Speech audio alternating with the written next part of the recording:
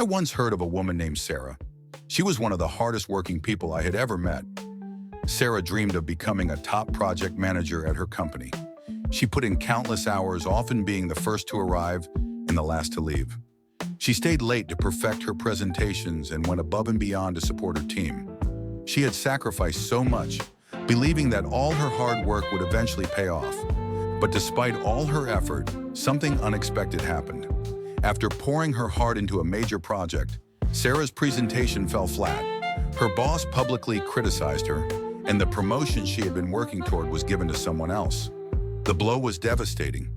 For days, she couldn't shake the feelings of doubt and defeat that crept in. She began questioning everything she had worked so hard for. Was I not good enough? Did I hear God wrong about my calling? Right now, you are going through a similar situation. You are facing disappointment, and your career feels like it's at a standstill. Maybe you've worked tirelessly, put in all the hours, and still feel like you're not moving forward. Or maybe you faced a setback, a rejection, or a failure that's made you question your worth. You've poured your energy into your work, and yet the results don't seem to match your effort. You're asking yourself the same question Sarah did. What went wrong? What now? But let me remind you of something powerful. In the midst of your struggle, God sees you. He hasn't forgotten you. In fact, we're assured in Romans 8:28. And we know that in all things God works for the good of those who love him, who have been called according to his purpose. This verse doesn't promise that everything will always go as we plan. It doesn't say that every career setback will immediately turn into success. But it does promise that no matter what you're going through, God is working for your good. Even in the disappointment, even in the feeling of being overlooked or misunderstood, God is working behind the scenes to bring about something greater. Think of Joseph in the Bible. He was betrayed by his own brothers, sold into slavery, and thrown into prison. For years, Joseph faced rejection and hardship. But in all of that, God was at work. In Genesis 50:20, after everything Joseph had been through, he said to his brothers, "You intended to harm me, but God intended it for good to accomplish what is now being done, the saving of many lives." Right now, your situation may seem bleak, but God is using even the painful moments to position you for something greater. You may not see it yet, but your story is not over. What feels like a setback could be setting you up for God's bigger plan for your life. And in the midst of your struggle, it's so easy to forget your identity. The world around you might be telling you that your worth is tied to your job, your title, your success, or your failures. But that's not how God sees you. Your value doesn't come from your career or any external circumstance. It comes from him. Isaiah 43:1. Do not fear, for I have redeemed you. I have summoned you by name. You are mine. You are his, and that means your identity is secure in him, not in your job performance or how well things are going in your career. No promotion, no rejection, no failure can ever take away your worth in his eyes. When you're in the middle of a challenging season in your career, it's easy to feel overwhelmed. But remember, the Bible gives us clear steps to help us move forward, even when the way ahead is unclear. These aren't quick fixes, but they are solid biblical foundations to help you grow in strength, perspective, and trust in God. The first step is surrender. It might feel counterintuitive, especially when you want to take control of the situation.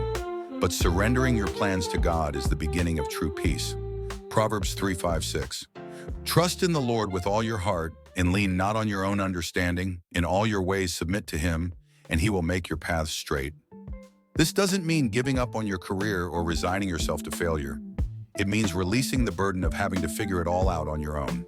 When you let go of trying to control every outcome, you're making room for God to guide your steps, even in the uncertainty. Ask yourself, have I truly surrendered my career to God? If not, spend some time in prayer and ask him to align your desires with his will. You can pray something simple, like, Lord, I surrender my career to you. I trust that you know what's best for me, even when I don't understand. Help me to walk in your timing and give me the patience to wait on your perfect plan. Once you've surrendered, the next step is to focus on what you can control. In a season of uncertainty, it's easy to feel like everything is out of your hands. But there are things you can do to take action while trusting God with the rest. In Colossians 3:23, we read, "Whatever you do, work at it with all your heart, as working for the Lord, not for human masters." You can control your effort. You can control your attitude. You can control your faithfulness. Even when things feel hard, continue to give your best, knowing that God sees your effort and will honor your faithfulness. Whether your hard work is seen by others or not, God is the one who ultimately rewards you. One practical way to keep your focus on the things you can control is to start each day with gratitude. Even on difficult days, there is always something to be thankful for. A simple practice is to list 3 things you're grateful for and let that shift your perspective. It's not about ignoring the challenges, but about reminding yourself of God's goodness in the midst of them. Another key thing you can control is your faith. Strengthen your relationship with God daily through prayer, Bible study, and worship. When you allow His Word to renew your mind, you'll be better able to handle the challenges of your career without getting discouraged by setbacks. When you focus on what you can control, it doesn't mean you're ignoring the hard stuff. It means you're shifting your energy toward things that align with God's will for your life. And that brings peace. Along with surrendering and focusing on what you can control, don't forget to seek support and community. You were never meant to walk through tough seasons alone. We find in Ecclesiastes 4:9-10 that 2 are better than 1 because they have a good return for their labor. If either of them falls down, one can help the other up. In the lowest moment of your life, reach out to someone you trust. Talk to a friend, a mentor, or a family member who can offer encouragement, wisdom, and prayer. Sometimes just having someone walk alongside you can make all the difference in finding clarity and moving forward. Do not be afraid or feel shy to reach out to others you trust. Try it and you'll be amazed at how willing people are to provide any help they possibly can. Another important step is to take action, even when you don't have all the answers. Sometimes the way forward is only revealed once you take that first step. In Psalm 37:23, it says, "The Lord makes firm the steps of the one who delights in Him." Even small, seemingly insignificant actions can create momentum. Start by updating your resume, taking a course to develop your skills, or even researching new career opportunities. Every step, no matter how small, can be a step toward God's purpose for you.